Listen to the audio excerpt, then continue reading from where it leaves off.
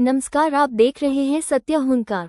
पलवल युवा अधिकारिता एवं उद्यमिता तथा खेल मंत्री गौरव गौतम ने रविवार को गांव लालपुर कदीम में 62 लाख रुपए की लागत से सामुदायिक भवन एवं बारात घर का उद्घाटन किया।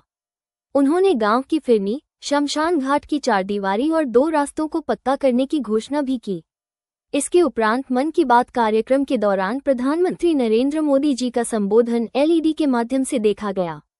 इस अवसर पर भाजपा जिला अध्यक्ष विपिन बैंसला, सरपंच रामचंद्र पाठक भी मौजूद थे। खेल मंत्री गौरव गौतम ने कहा कि प्रदेश के मुख्यमंत्री नायब सिंह सैनी के कुशल नेतृत्व में गांवों के विकास को गति प्रदान की जा रही है।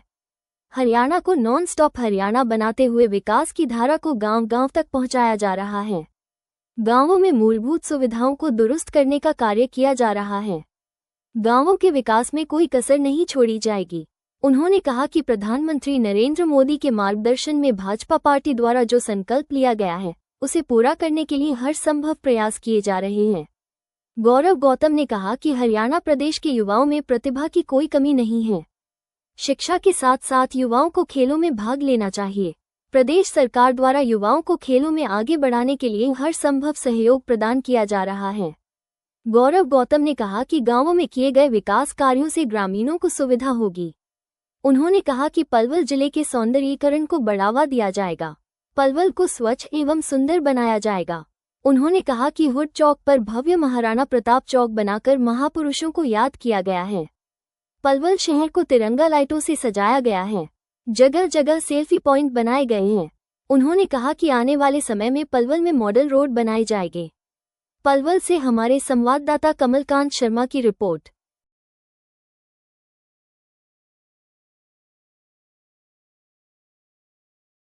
मंत्री जी बताएंगे, आज ललपुरा गांव में उद्घाटन किए हैं, कौन कौन से कार्यक्रम है? आज बारात घर का उद्घाटन हो गांव ललपुरा में, चाहे रास्ते का हो और आगे तक के लिए जो किस प्रकार से रास्ते बने, फिरनी बने, हमारा प्रयास है नायब सिंह सैनी जी के नेतृत्व में हरियाणा प्रदेश में हरियाणा के गांव को कैसे विकसित किया जाएगा, उसकी ओर अग्रसर बढ़ रही है। और मुझे पूरा भरोसा है इन उद्घाटनों से, इन रास्तों से, इन बारात घरों से, इन सामुदायिक भवनों से इन गांव वासियों को फायदा मिलेगा।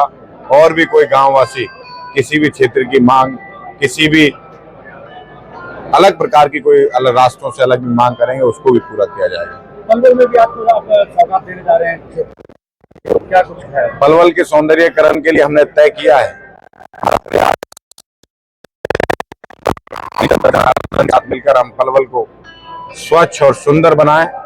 आज आप देखेंगे हुड्डा चौक पर भव्य महाराणा प्रताप चौक बनाकर, एक ऐसी महान विभूति के नाम हमने चौक बनाकर इतना दिव्य और भव्य सजाया है। आप देखेंगे बहुत अच्छा आपको लगेगा। आने वाले समय में पलवल किस प्रकार से लाइटों से जगमगाया है। पलवल सेल्फी पॉइंट हो, चाहे आने वाले समय पर मॉडल रोड बनने हो, चाहे वो आगरा चौक या चौकों का सौंदर्यीकरण हो, हम उस पर काम कर रहे हैं। पलवल को सुंदर बनाने का हमारा प्रयास है। वो पहले और अब में फर्क आपको दिखाई देता हूँ। यहाँ के लोगों ने बड़े भाव से आपको 51 फुट की पगड़ी पहनाई है। नहीं, मैं उनका आभार व्यक्त करता हूँ। उनका 51 फुट की पगड़ी एक सम्मानजनक है, लेकिन उनका आशीर्वाद मेरे ऊपर बहुत बड़ा रहा है। एक ऐतिहासिक जीत उन्होंने मुझे पलवल के इतिहास में पहले दी है, तो मैं उनका आभार कितना भी आभार करूं वो कम है। मंत्री जी, पलवल में उपचुनाव को लेकर रूमर फैला हुआ है, क्या कहोगे? देखो, कोई रूमर आपके पास है, मुझे तो पता नहीं है। मैं पूजनीय जनता जनार्दन ने जिताया हूं और हरियाणा और पलवल के इतिहास में इतने बड़े मार्जिन से मुझे जिताया है। मैं उनके लिए सकारात्मक काम करूंगा। नकारात्मक राजनीति के लिए लोहरी पलवल के लोगों ने दिखा दिया, कोई जगह नहीं है। कोई नहीं कामों में लगे रहे और मैं पलवल के सकारात्मक काम के लिए आगे बढ़ता रहूं। नहीं, मेरा कोई धार्मिक टिप्पणी नहीं है। मेरा ये है, अगर हम में हिंदू धर्म सनातन के खिलाफ कोई बोलेगा तो उसको जवाब दिया जाए।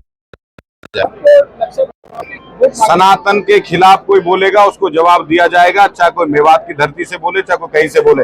आगे भी बोलेंगे तो आगे भी जवाब देंगे।